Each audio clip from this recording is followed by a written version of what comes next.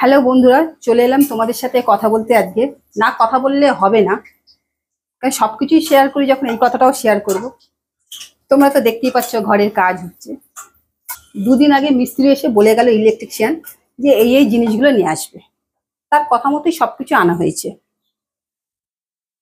আজকে সকালে জাস্ট এই কিছুক্ষণ আগে এসে বলল, না আমি এই জিনিসগুলো আনতে বলিনি।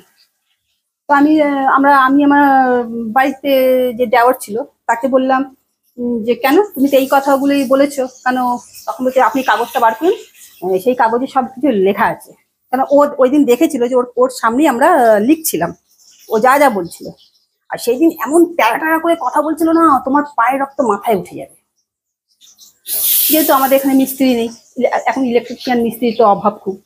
যাই হোক গিয়া, সেই দিন হলো বলাতে তারপরে দেখলো যে ও যেই তারটা বলেছিল সেই তারটা মানে ভুল বলেছিল। তো এখন আমরা এনে ফেলেছি। তো আমি তখন বললাম, দেখো আমি এখন রান্না করছি, 8 ঘন্টা পরে আসো। ও যদি তেরোটার উত্তর দিতে পারে, তো আমি কেন এই কথাটা বলতে পারি না? তো তুমি 8 ঘন্টা পরে আসো। দেখলাম এসছে, মুখ দিয়ে গন্ধ বেরোচ্ছে। ঠিক আছে, কিন্তু এখন সব থেকে বড় কথা কি বলতো, এই যে আমি যে সত্যি কথাটা বলি, যে ঘরে ঘরে এখন ম্যাক্সিমাম লোকেরা নেশা করছে, এই মহিলাদের উপর অত্যাচার করছে, এই কথাটা তো তোমরা আমার প্রত্যেকটা ভিডিওতে দেখো। তো সত্যি কথা বলতে গেলে কি, দেখো সেম ঘটনাটা ঘটলো। তো আমি দেখলাম যে ঠিক আছে, এদের সাথে বেশি মুখ লাগিয়ে লাভ নেই। যে নিজে বলছি আমি সব জানি সব জানি। আমি তখন বললাম যে আমি নিজে জেনেও আমি বলি যে, ধরো আমি যে এই কাজটা জানি, ধরো রান্নাটা করছি, অনেক সময় কিন্তু হয় না যে এটা জানি না। তো অন্যের কাছ থেকে আমরা জানি যে, তুমি এই রান্নাটা করছো, এত টেস্ট হয়েছে কেন, বলো না কি করে করেছো, না গো আমি জানি না। এই যে জানি না, এইটা বলতে সবার এত ইগোতে লাগে কেন, আমি আজ অব্দি মানে বুঝতে পারি না। আমি বলবো যে এই আজকালকার জেনারেশনের ছেলে মেয়ে না গো, এটা ভুল কথা। কিছু মানুষ আছে, আগেকার দিনেরও কিছু মানুষ আছে, তারা না না শব্দটা বলতে পারে না, যে আমি জানি না, মানে আমি কেন ছোট হব।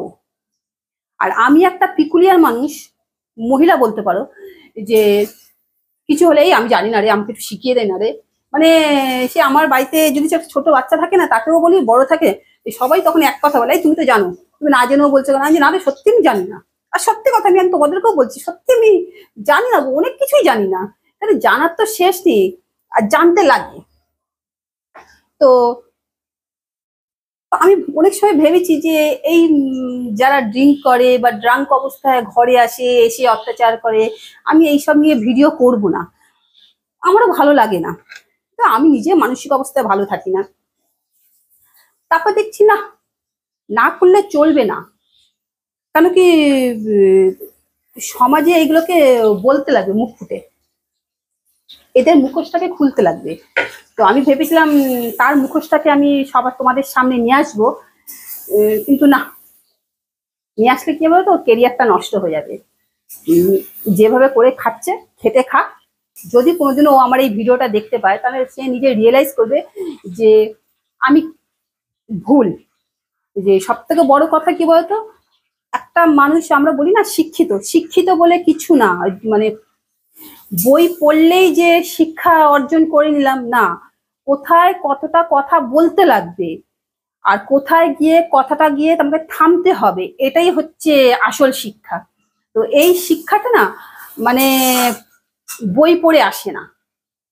মানে আমি এতটুকু জেনেছি, দেখবে অনেকে খুব হাই কোয়ালিফাইড, তারাও জানে না কোথায় কথাটা কতটা বলতে লাগবে, আর কতটা কোথায় গিয়ে থামতে লাগবে, তারাও কিন্তু জানে না। এদিকে বলবে আমার কাছে তো এত বড় বড় ডিগ্রি আছে। তো ঠিক আছে, তো আমি বলছি, মানে আমি বলে অনেক মানে আমার মাথা খুব ঠান্ডা।